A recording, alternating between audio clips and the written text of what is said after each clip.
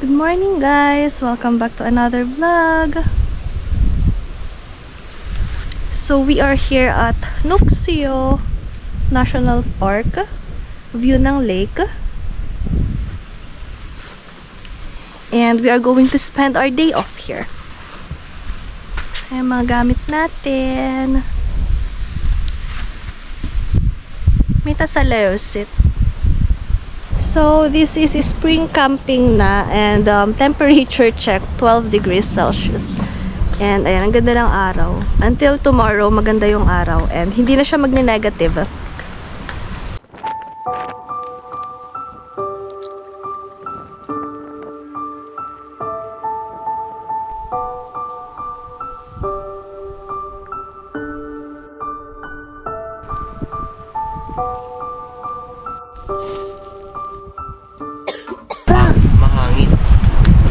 Mahangin ngayon. Kaya yung tent punong-puno ng guyline. Dati nagpipiso siya na Ilman guyline. Konting ano mo lang sa ground, okay na. Pero ngayon kailangan gamitin yung guyline kasi masyadong mahangin.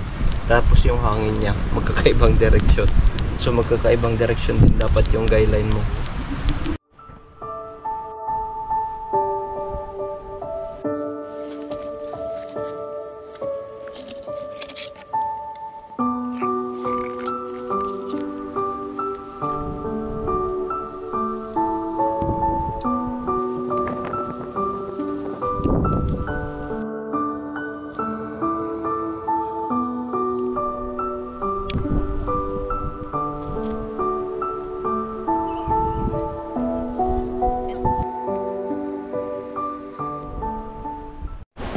Physical 100.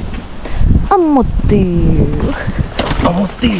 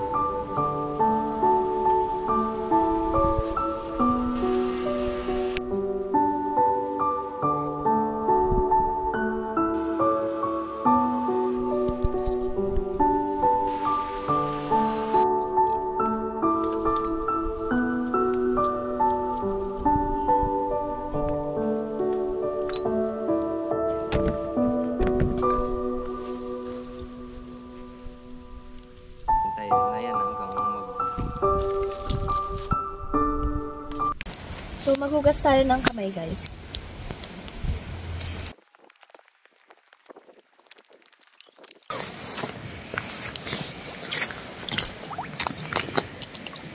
Natutunaw na yun.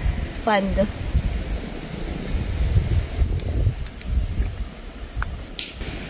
Pero pwede nyo yung apakan. Pwede pa. Lulubog nga lang kayo. Sample nga. Sample? Kung lulubog ka.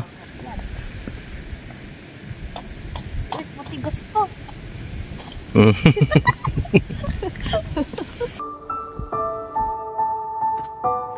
Minta sa tet. Chicken mushroom. Chicken garlic pepper mushroom. Yun yung ricotta niya. Hindi ko alam anong tawag. Chicken garlic pepper mushroom. Pepper steak. Blue light pa.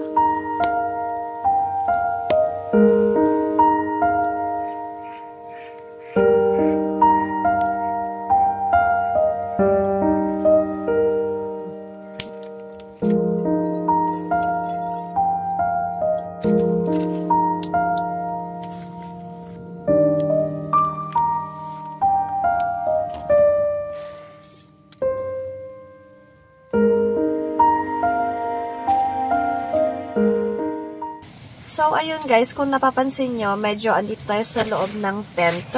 Ipinasok namin yung sa may, yung burner. Kasi masyadong mahangin sa labas. So, yung, kahit ano kami ng bonfire, ganun-ganun lang din yung fire. So, parang ang nonsense. And yung butane, yung gas, paubos na din. So, kaya dito na lang sa loob. Kasi kung masyadong malakas yung hangin, sayang lang din yung gas na nagagamit. So, ayun. So, mag-ano kami ng coffee. Tapos, yung sinubukan natin kanina na i-bake, yung omena vinery. Tingnan natin. Oho? Oho? Ano to? Parang bibingka? Parang bibingka siya.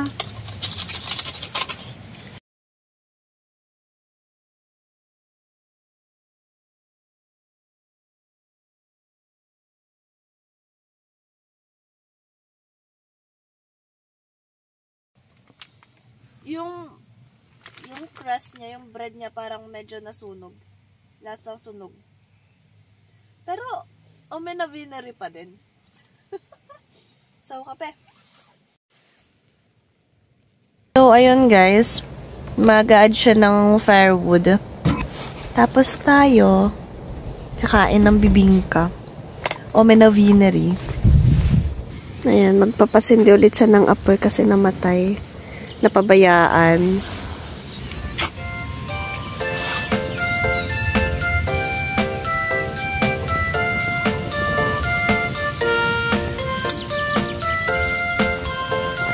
Dapat din pinapabayaan ang apoy.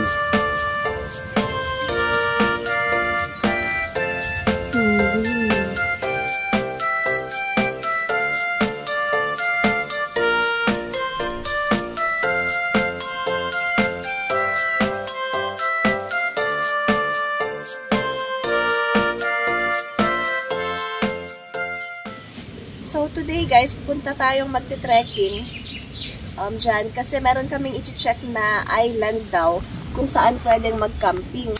Kahapon, may dumaan dito na Swiss national na nagte-trekking din. Tapos, sabi niya may maganda daw na campsite na island.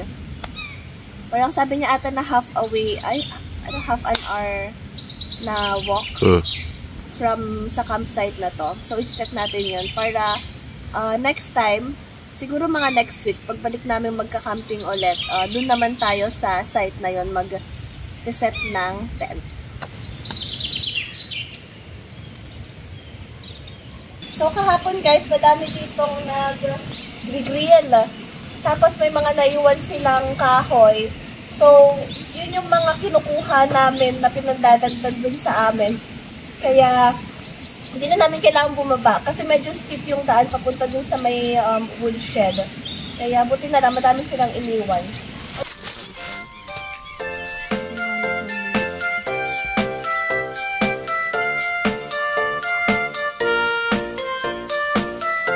So, for breakfast guys, makaraya pandesal.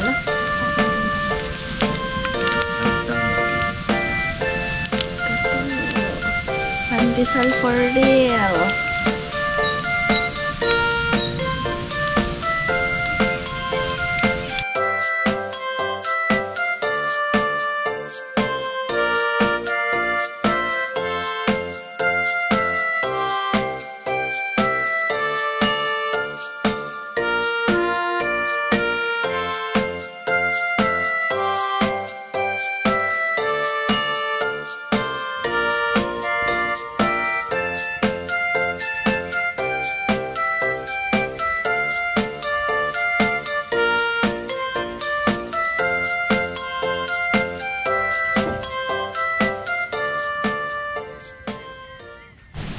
Legit camper. Camping is real. Ha? Camping is real. Yun la. Ito, ano lang. Diba? Itong bag is about 25 kilos.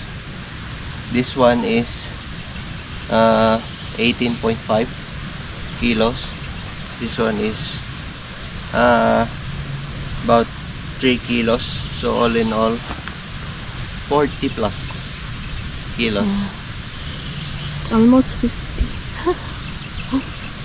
Workout is real. Tapos maglalakad tayo ng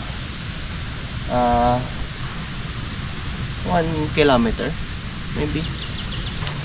And for me, this pero- one. Basura. Okay. So, ito yung mahirap na part actually paakyat dito. Kasi super steep yan. Tapos, natutunaw yung yung snow. So, naging ice siya madulas. Kaya di na nakapag-camping nung last time dito. Oo. Last time gusto namin sana umakyat dito pero mas malala yung situation. So,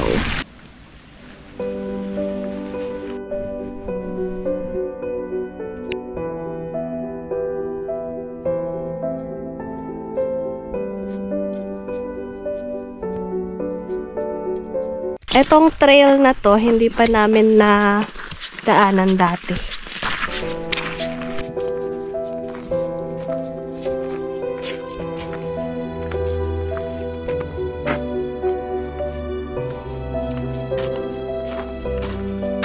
So, ayan guys, sinusundan lang namin yung mga yellow na mark. Papunta dun sa ano. Kasi per route, iba-ibang color. Meron yung biking route. Biking trail.